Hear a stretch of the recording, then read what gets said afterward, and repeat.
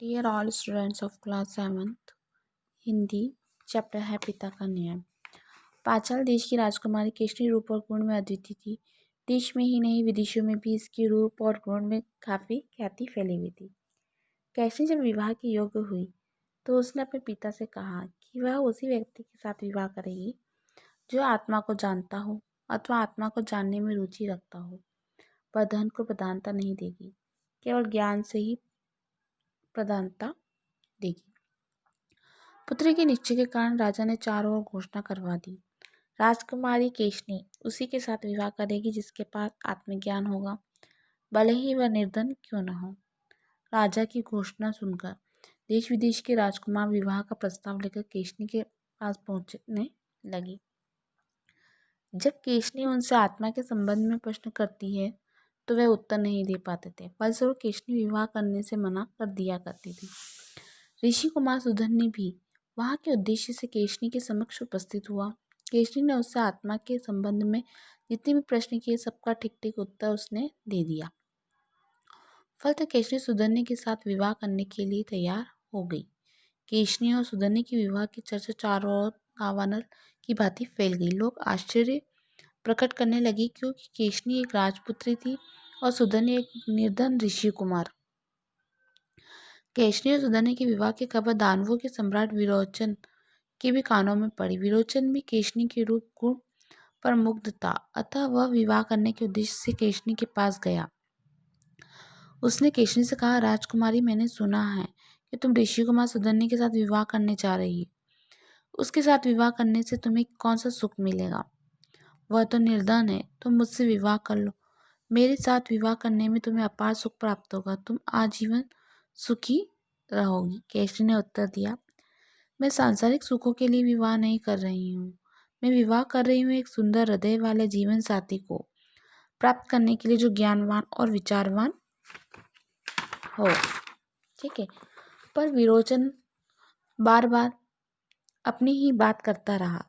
उसकी बातों को सुनकर जब केशनी परेशान हो गई तो उसने कहा, अच्छा, कल प्रातः काल सुधन्य यहाँ आएगा, उसी समय आप भी आ जाए। वाद विवाद में आप दोनों में जो विजय होगा मैं उसी के साथ विवाह करूंगी, पर जो हार जाएगा उसे दूसरे के चरण पखाने पड़ेंगे। शर्त स्वीकार कर विरोचन लौट गया। दूसरे दिन प्रातःकाल था। सूर्य की किरणें निकल आई थी। विरोचन केशनी के सेवा में उपस्थित हुआ। केशनी ने उसका आदर सत्कार किया और बैठने के लिए उसे सुंदर आसन प्रदान किया। विरोचन बोल उठा, केशनी, अभी तक सुधन्य नहीं आया। मेरे पास तीव्रगामी घोड़ों वाला सुंदर रथ है, पर उस पर बैठकर मैं शीघ्र तुम्हारे पास आ गया। बेचारा सुधन्य पैदल आ रहा होगा, इसलिए उसे यहाँ पहुँचने में देर हो रही है। सचमुच सुधन्य अपने पिता के आश्रम से पैदल ही आ रहा था। जब वह केशनी के पास पहुंचा तो उसकी ओर देखते हुए विरोचन ने कहा, सुधन्य, तुमने आने में देर कर दी क्योंकि? सुधन्य ने उत्तर दिया, मैं ऋषि कुमार हूँ। मेरे पास आपकी तरह रथ नहीं है। पैदल आने में देर हो जाती है।